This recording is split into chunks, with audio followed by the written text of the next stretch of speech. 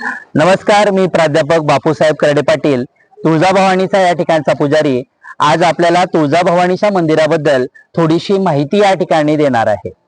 आपण ज्यावेळेस मंदिरामध्ये प्रवेश करतो त्यावेळेस आपल्याला महाद्वारासमोरच कासव बघायला मिळतात.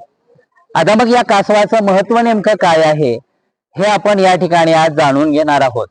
आपल्याला नेहमी सर्व मंदिराच्या समोर नेहमी आपल्याला कासव पाहायला मिळतात, मात्र या कासवाचं काय महत्व आहे हे मात्र आपल्याला लक्षात येत नाही.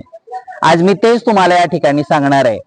तर कासव हे शिव त्या ठिकाणी विष्णूंचा एक अवतार, कुर्मा अवतार या ठिकाणी ओळखला जातो.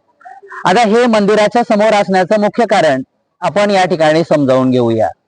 असं म्हणतात की या कासवाला एकूण 6 अंग असतात, जसे की एक डोकं आहे, 4 पाय आहेत आणि एक शेपूट आहे.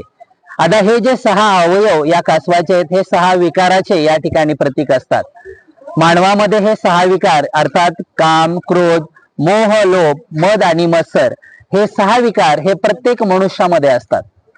आता हे कासवाचे जसे अवयव त्याला काढून टाकता येत नाहीत, त्याच प्रकारे मनुष्यामध्ये असणारे हे 6 विकार त्याला कदापिही काढता येत नाहीत. मात्र ज्याप्रमाणे आपण कासवाला स्पर्श करतो त्या क्षणाला कासव हे 6च्या 6 अंग आतमध्ये ओढून घेतो. त्याच पद्धतीनं ज्यावेळेस आपण मंदिरामध्ये जातो आणि मंदिरामध्ये गेल्यानंतर ज्यावेळेस आपण या कासवाला स्पर्श करतो त्यावेळेस आपण देखील आपल्या शरीरामध्ये असणारे हे जे 6 विकार आहेत अर्थात काम, क्रोध, मोह, लोभ, मद आणि मत्सर हे मात्र कासवासारखे ओढून घ्यायचे, त्यांचं प्रमाण कमी करायचंय आणि अगदी निर्विकार होऊन या ठिकाणी आई तुळजाभवानीच्या दर्शनाला या ठिकाणी जायचं आहे. यासोबत याचा दुसरं महत्व असं देखील म्हणतात की कासव कधीही आपल्या पिलांना दूध पाजत नाही. तर असं म्हणतात की कासव फक्त आपल्या प्रेमळ नजरेनं या ठिकाणी आपल्या पिलांकडे पाहतं आणि त्या पिलांचं पोट भरतं. त्याचप्रमाणे आई जगदंबे या ठिकाणी म्हणतात की आम्ही तुमच्या द्वारी आलेलो आहे, तुझ्या दरबारी आलेलो आहे, तू आम्हाला काही नाही दिलं तरी चालेल. मात्र ज्याप्रमाणे कासवाची आई वात्सल्य नजरेने तिच्या पिलाकडे पाहते, त्याचप्रमाणे आई भवानी तू सुद्धा आम्हा लेकरांकडे त्याच वात्सल्य नजरेने बघ, अशीच या ठिकाणी भक्ताची त्या ठिकाणी मनोकामना असते.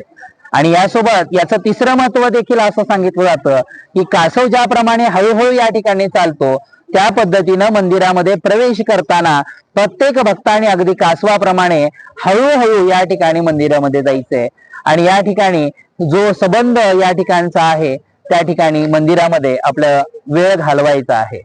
तर असं हे कासवाचं महत्व आहे. आपण आई तुळजाभवानीच्या दरबारात मंदिरासमोर असणाऱ्या कासवाची माहिती आज पाहिली. अशीच नवनवीन माहिती आपण यापुढेही पाहत राहणार आहोत.